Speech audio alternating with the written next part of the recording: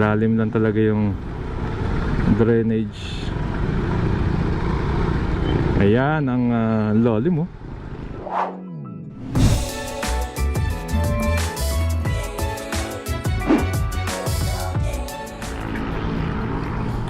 Okay, magandang araw mga kababayan. Dito tayo ngayon sa Molino Road. Yan po yung infamous na Molino flyover na nagbukas na rin sa wakas, no? Mga ilang buwan na rin na nakaraan. Pupuntahan po natin yung isa pang ginagawang flyover dito, no? Going tayo ng Imus. Ito pong open canal flyover. So ayan, no? Ito yung status dyan. Ito, nasayang itong spot na ito mga kasama.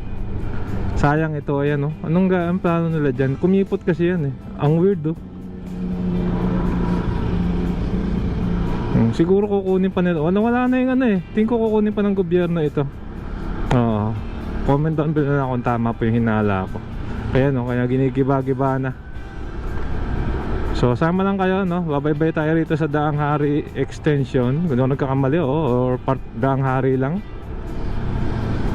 Going open canal tayo mga kabayan. Kaliwa po dyan papunta ng Alabang. Diretso papunta po ng Governor's Drive, no?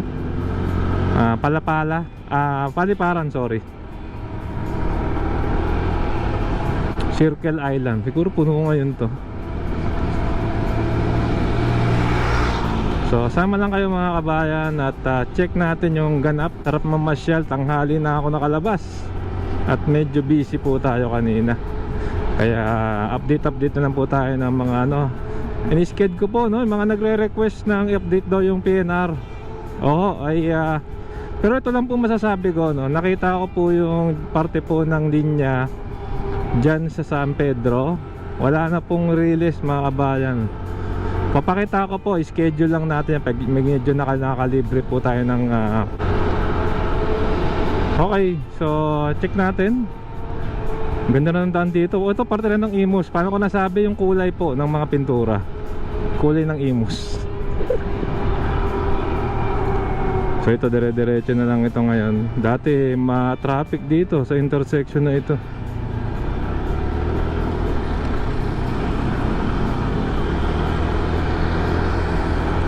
Punta-punta ng Bermosa mga kabayan.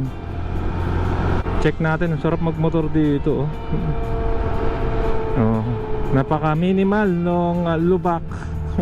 Ay. Oy, may uni oil na. Ba't nagbagal sila? Ang bagal.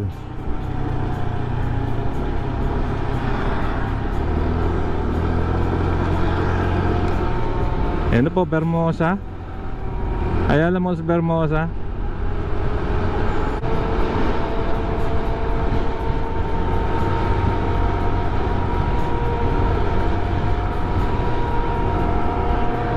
Ito po ang Bermosa. Magandang pasyalan, malawak. At ayan, may trail. Sana dagdagan lang nila ng puno. Ano, iba talaga pag maraming puno yung lugar. May puno pero konti lang mga kabayan. Kaya ang init. Kung nagre-reklamo tayo, mainit yung panahon, pero sa totoo lang po tayo rin yung may gawa. Putol tayo ng putol ng mga puno. Ay, alam naman natin yan, nagbibigay ng preskong lilim, no? Tsaka pakiramdam sa atin. Lalo na, tinan nyo, di ba pag namamasyal kayo sa mga probinsya, pag maraming puno, enjoy na enjoy tayong lahat. So ito, diretso lang natin to. Napakahalaga po nung ginagawang flyover, katulad nung ginagawa sa Molino, kasi busy yung intersection dun sa open canal. Alam niyo naman, hindi na open canal yan, no? Kino-close na yung open canal. Nilalagyan na rin ng kalsada para ho, kasi nga dumadami na ho ang may sasakyan sa Cavite. Oo. Yan, ingat po kayo rito. Lalo na may mga nagbabay kasi rito, mabibilis yung sasakyan talaga. Hindi may iwasan, maganda yung kalsada. Maganda yung kalsada, isang mahabang diretso, kaya hindi maiwasan. So bago nga pa tayo tumawid ng flyover, papakita ko sa inyo yung kagandahan ng mga flyover na ito. Ba't ito mahalaga? Ito River Drive to mga kabayan, no? Ayan, no? Malagasang. Next time, na-cover na kasi natin yan.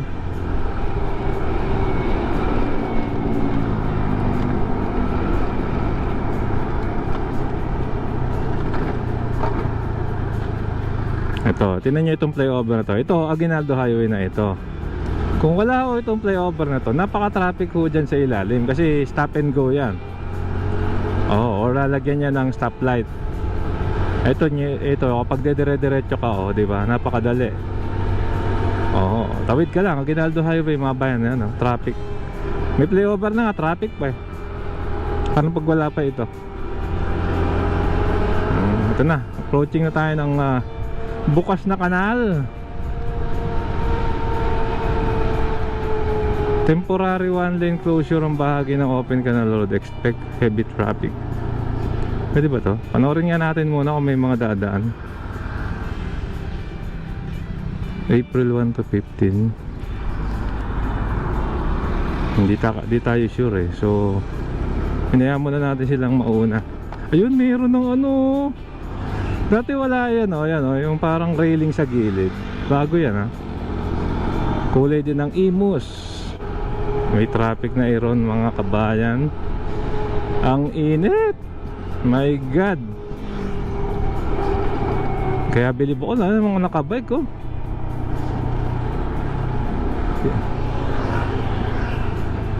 Ingat po sa heat stroke, mga kabayan, mga kapadyak natin. Abangan nyo po, nagpapakondisyon lang ako. Magbabike vlogs din tayo para ho din sa ating kalusugan. Magbabike tayo. Yung mga malalapit lang, mga sa Maynila, babike na lang ho natin.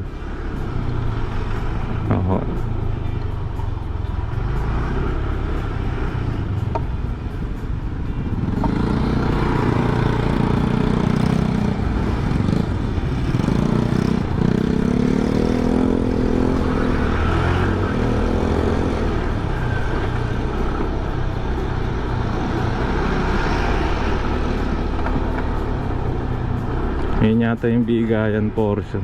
Ayun yung kabilang kanal, yan yung open kanal. Nilagyan na rin kasi parang road widening.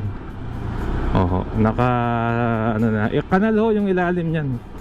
Tapos nakita ko sa history, ayun yan, ano po yan, ginawang project ko yan, panahon pa yata ni Pangulong Marcos Senior, yung tatay po ni BBM. Para po sa irigasyon ng mga magsasaka rito. Yung alam po yung mga sakahan hindi ko unfortunately nagiging subdivision na rin.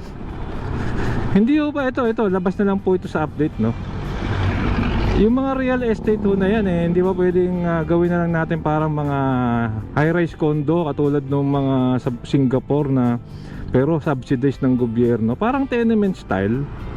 Sayang ako kasi yung lupa yung mga may kaya lang o may milyones lang yung nakakabili. Napakamura ng bili ng magsasaka dyan. Sa magsasaka. Ito na, malapit na kasi tayo. Ayun na yung flyover Ayun na yung flyover, mga kababayan. Ano to? Open canal na flyover. So ganyan talaga. Siyempre may slight inconvenience, pero napakaganda naman po niyan pag yan ay nagawa na. Ayun malalim lang talaga yung drainage. Ayan ang lalim open canal flyover.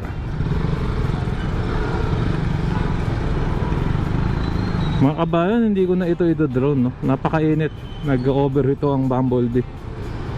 So at least may idea tayo ng kagana. April 6, 7, araw ng linggo. Ayan yung ganap dito sa open canal. Ayan grabe. So ito yung magiging ramp nya. Ang lawak na ng hukayan dito. Di kami nahukay pa sila dyan.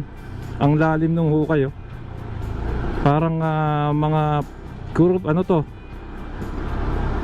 feet to 20 feet yung lalim. Kasi ito may bundok pa rito So ito papunta na po ng Gentry Makikita rin actually natin yung Calax.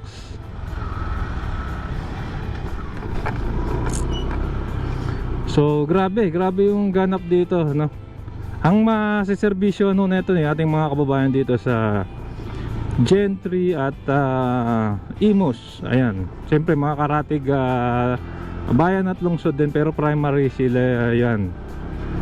Ito kung isang stretch ng daan na ito mga kabayan, daming ganap dito. So may ginagawa ditong SM, gagawin dito. Tapos yung Calax, as yan si Open Canal.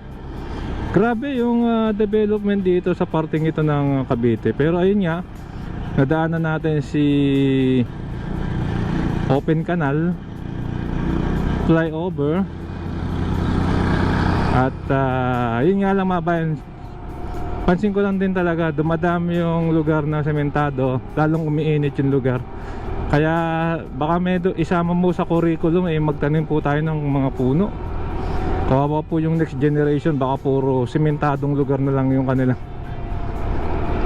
Yung mga first world country ho ay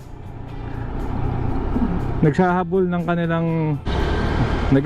kanilang mga puno. Ngayon naman tayo ay hindi na nagpuputol. Anyway, hanggang dito na lang mga bayan. Na po yung Open Canal flyover. Ano pong masasabi nyo? Ito po, madadaanan natin yung Calax, pero pansin ko po wala pang masyadong ganap dito. Anyway mga bayan, hanggang dito na lang. Kung nagustuhan nyo po itong video, inaanyahan ko po yung mag-like, mag-comment at subscribe, hit yung notification bell para updated ka pag may bago tayong video. So ayan na po yung Calax dito. Ayan papunta po ng Kawit yan pag diniretso sa kanan. Maraming pong salamat. Keep safe at mga sa akin. Sarap maglakbayan. See you po sa next vlog update mga kasama. Open Canal Interchange, dito po yan.